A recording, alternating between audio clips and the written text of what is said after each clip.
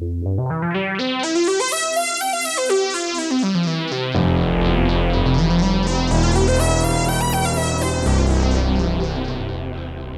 and welcome. You are listening to an informed take on current events brought to you by law students and staff of Queen's University Belfast. This is LawPod.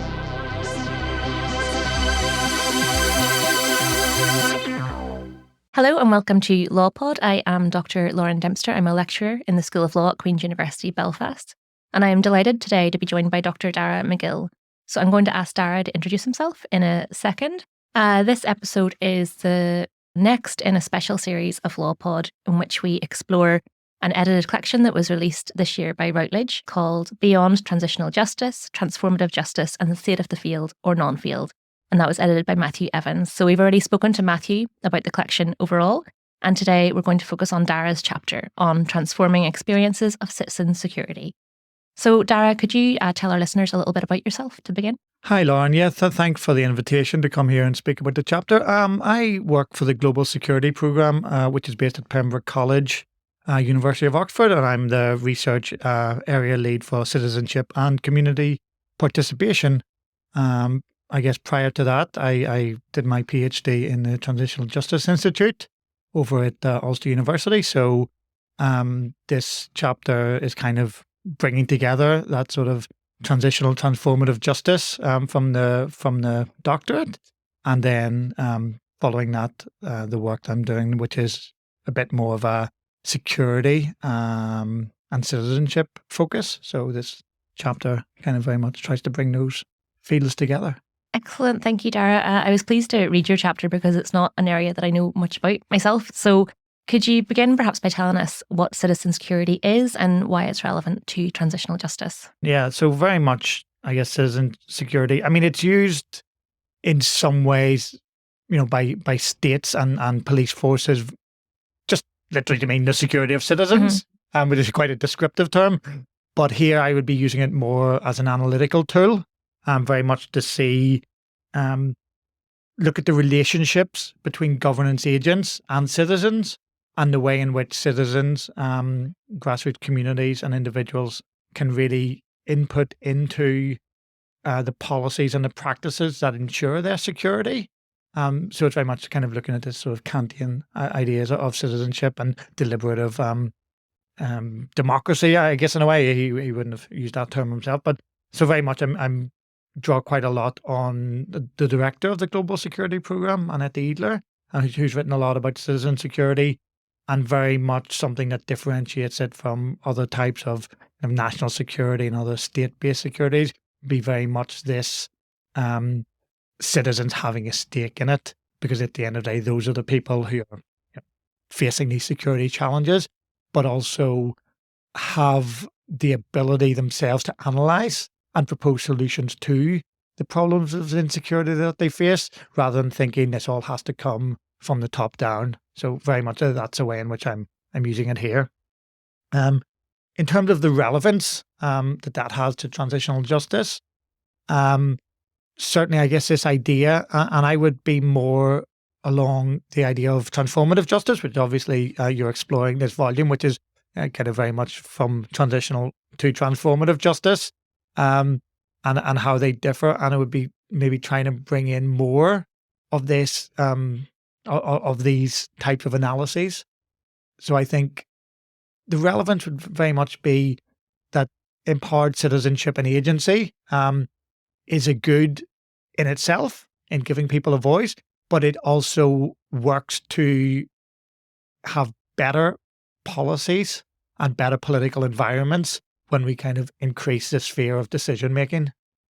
Thank you, Dáire. I wanted to pick up on that notion of sort of grassroots bottom-up agency.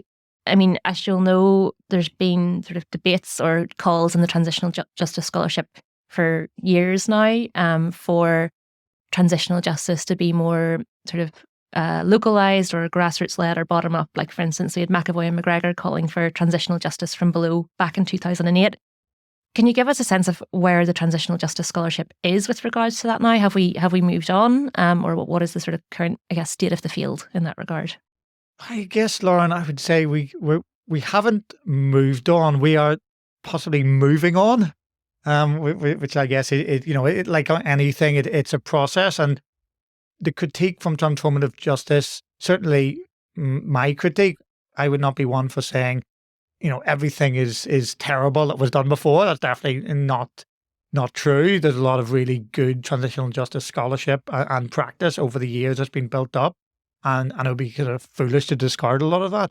What I think we need to do, and this is the same in many fields of academia and in life, we're building on what came before.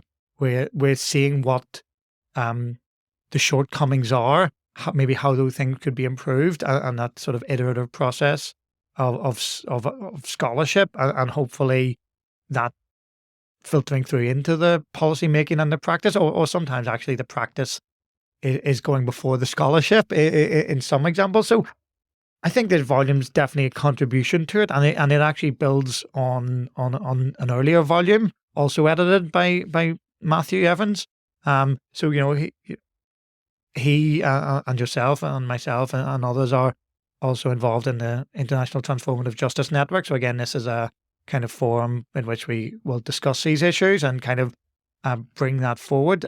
I think that's great because there's like early career researchers, there's established researchers, and people that have spent a lot of their career in transitional justice, but are incorporating these new ideas, and people coming, with directly into this new field. So I think that's a really dynamic field. I think it's a really interesting moment to be doing that. So I think this is a great academic contribution. Of course, there's articles as well in various places exploring these ideas. In terms of practice and policy, I think there has been movement as well. If we look at Colombia, so Colombia would be the place where I would do a lot of my empirical work and a lot of the analytical focus as well. You had the Truth Commission, and it reported in the last couple of months. It was a National Truth Commission, but what they did very much, they didn't try to reinvent the wheel or look into everything themselves, but they very much based the report to a large extent on more localized truth commissions and civil society reports that were very grassroots orientated that already existed. I think this was very good, partly for resource constraints, because this is always an issue when doing transitional justice or any sort of state policy. Rather than having to, spend all the money, bring people all around the country. So partly because of that, where you're drawing on pre-existing resources, but also you're maybe getting those voices of people who, may have moved on, may have died, because these reports sometimes have been going back 15 years, 20 years. And also you're getting these more localized voices by maybe people that work closer to the ground, by, they lived in those departments, they lived in those regions. And I think that's a really positive step.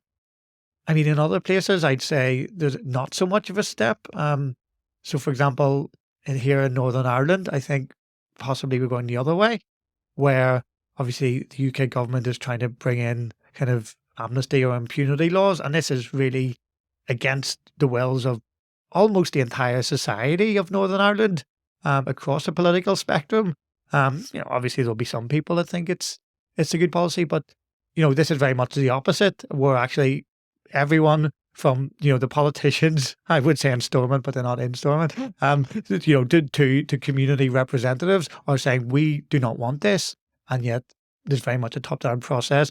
Obviously in Northern Ireland there's still no Truth Commission, there's still no civic forum, and these sorts of potential areas in which grassroots voices could be better expressed.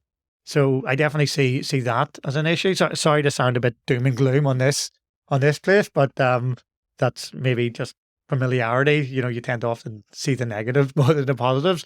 I think there has been lots of great social progress in Northern Ireland. So let's just say that, just for a bit of balance. Yeah, of course. And I mean, in your chapter, you do draw on Northern Ireland and Colombia both as case studies. So I guess to look then at those, could you tell us, I mean, I guess just sort of briefly sketch out what citizen security has looked like in those contexts? Yeah, so I think, obviously Colombia and Northern Ireland are very different places in terms of size, in terms of geographically, but certainly there's similarities in terms of there has been an internal armed conflict. there has been, very deep societal divisions. So not always for the same reason, obviously, but certainly the implications and the outcomes have been somewhat similar. A massive amount of human rights violations and deaths and disappearances and so on. What's, I think, the key thing is citizen security, and here using it in this descriptive sense. Has that improved in the post-conflict? And that's a big question.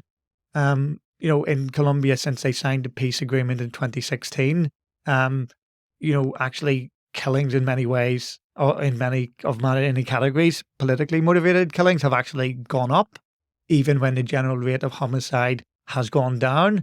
I think this is something that I look at in the chapter. So why would that be? And I think kind of bringing these transformative justice, transitional justice, citizen security focus helps us to see that because people aren't getting involved.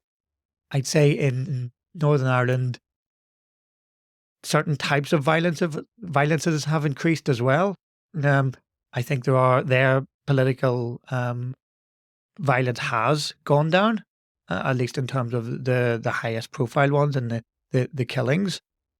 But there's still a kind of undercurrent of political violence, political resentment. I think to a large extent this is based on feelings of alienation that people have, where people do not feel that they're having a say in how their communities and how their societies are being governed and how security is being provided. So I think that's certainly a concern. And of course, different types of insecurities have come to the surface that may have been disguised during the Troubles. Things, domestic violence, for example. Of course, there's been a lot of publicity in recent years about issues around people taking their own lives, and more people have died through that than have been killed in the Troubles.